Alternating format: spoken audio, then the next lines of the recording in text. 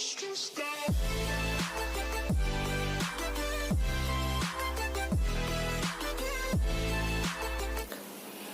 assalamualaikum warahmatullahi wabarakatuh. Saya Muhammad Nazari. Di video ini saya akan menjelaskan tentang artikel pendidikan. Judulnya ilmu pendidik tentang filsafat ya. Pendidik sendiri merupakan salah satu hal penting dalam proses pendidikan.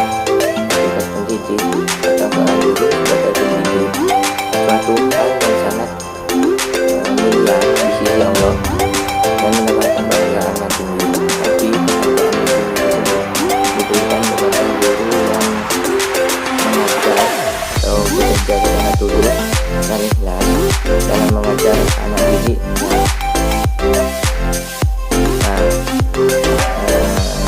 Hakikat pendidikan dalam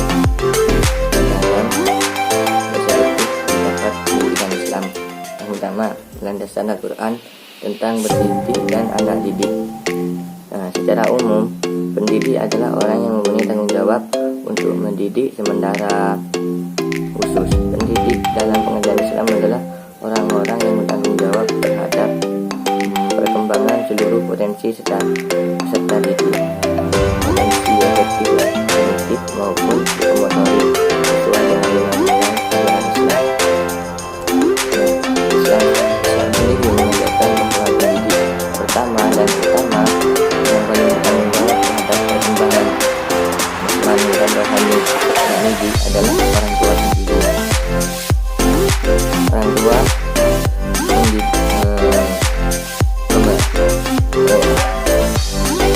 Islam memerintahkan kedua orang tua dan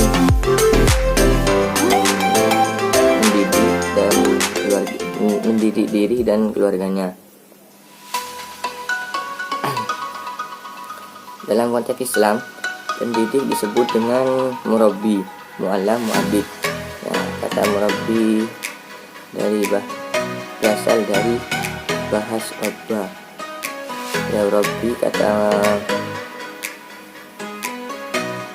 muallim itu sebagaimana ditentukan dalam Al-Quran surat ayat 2:31. Sedangkan kata muaddib berasal dari adaba yu'addibu, seperti sabda Rasul, Allah mendidik maka ia memberikan kepadaku sebaik-baik pendidikan. Di dalam Undang-Undang Sistem Pendidikan Nomor 20 Tahun 2003 diberikan antara pendidik dengan tenaga pendidikan adalah anggota masyarakat yang mengabdikan diri dan diangkat menunjang penyelenggaraan pendidikan. Sedangkan pendidik adalah tenaga kependidikan yang berkualitas sebagai guru, dosen, konselor, widya suara, dan yang lainnya.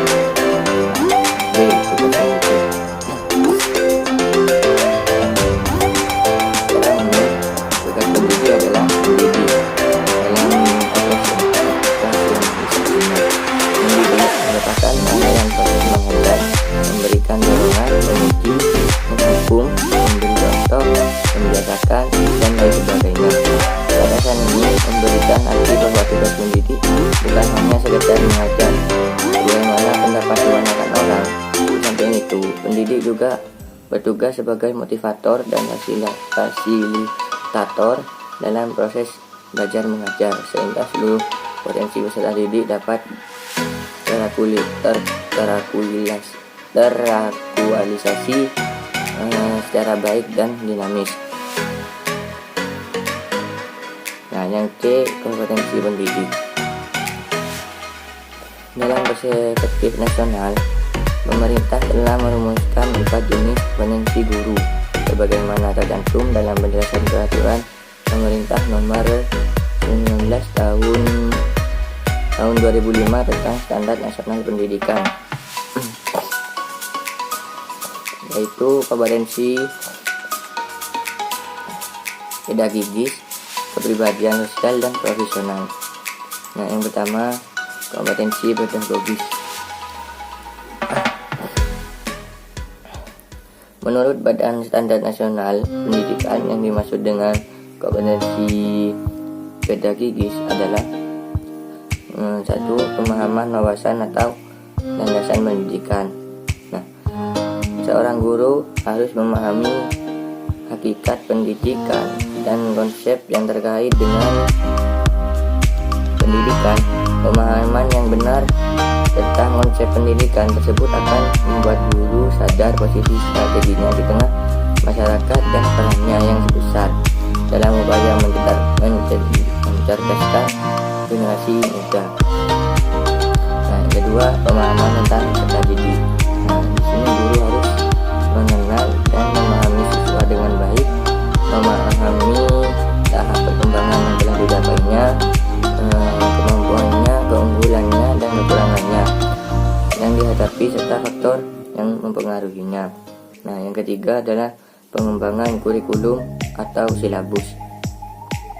Setiap guru banyak menggunakan buku sebagai bahan pembelajaran.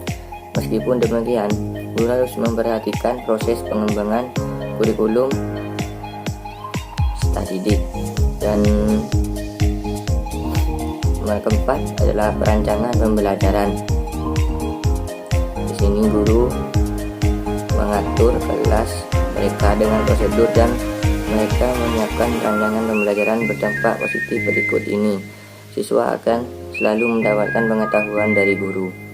Dan yang kelima adalah pelaksanaan pembelajaran yang mendidik dan dialogi. Nah, di sini guru itu memahami perkembangan anak dan belajar akan efektif di kelas, yaitu dalam proses belajar mengajar. Nah, yang selanjutnya adalah evaluasi hasil belajar. Nah, di sini seorang guru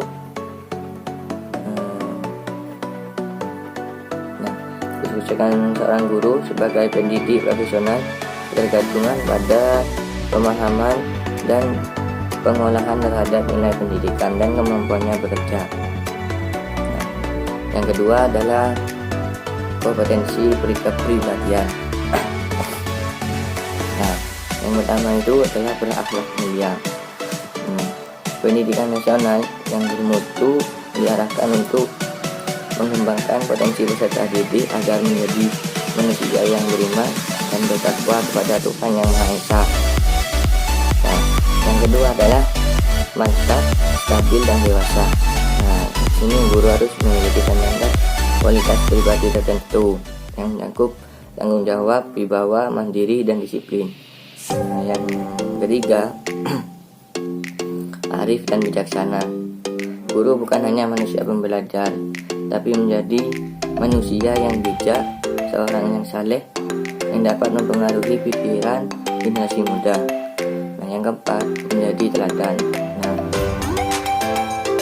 secara teoritis, menjadi teladan merupakan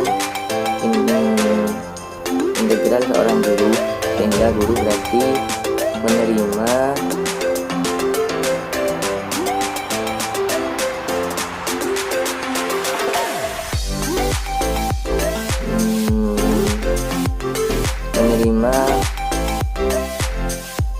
tanggung jawab menjadi teladan. Nah, mengevaluasi kinerja sendiri. Tujuannya ialah untuk memperbaiki proses pembelajaran di masa yang akan datang. Guru dapat mengetahui mau dan respon dan atau umpan balik yang diberikan para siswa saat pembelajaran berlangsung atau setelahnya, baik dalam kelasnya maupun di luar kelasnya. Nah, kemudian pengembangan peserta didik. Nah, di sini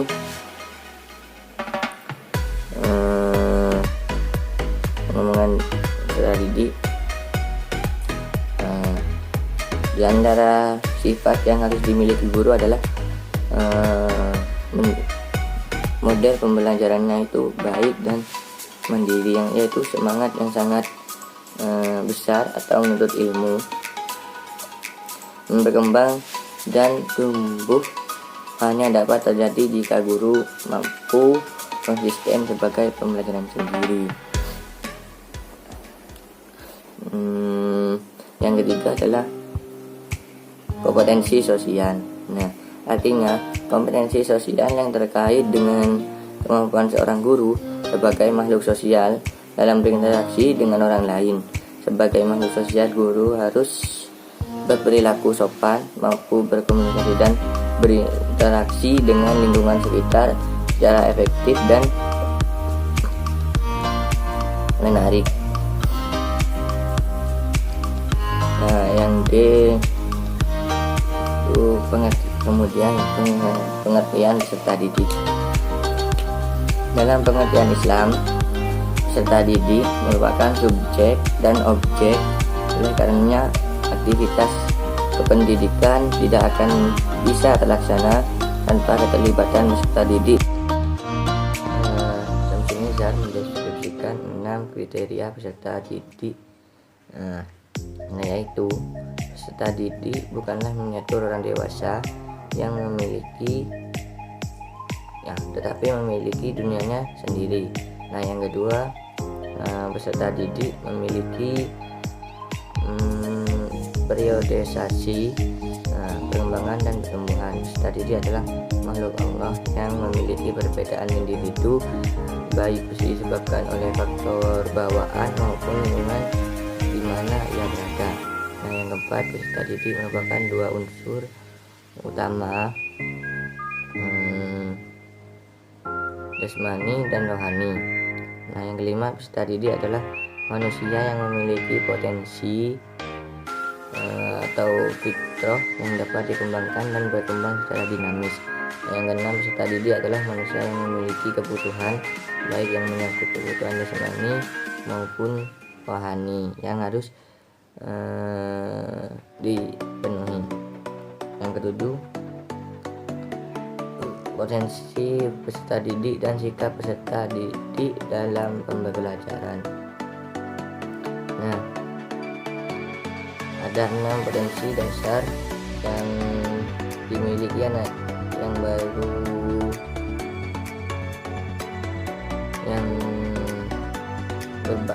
berbakat masuk dalam konsep fitrah, yaitu 1. Bakat dan kecerdasan, 2. Hereditas atau keturunan, nafsu atau dan karakter fakta asli, intuisi, ilham dan insting naluri.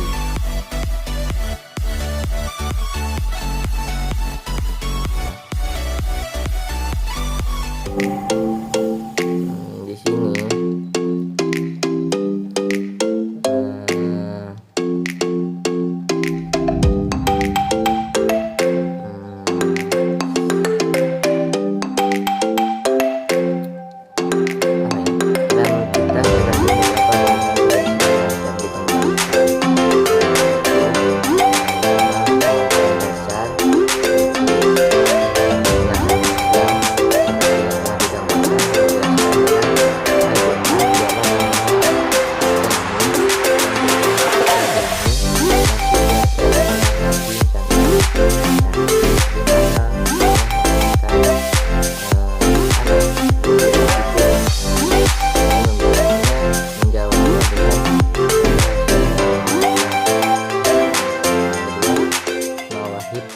bakat yang membuat kemampuan dasar yang lebih dominan dibandingkan apa yang dimiliki orang lain, dan kobiat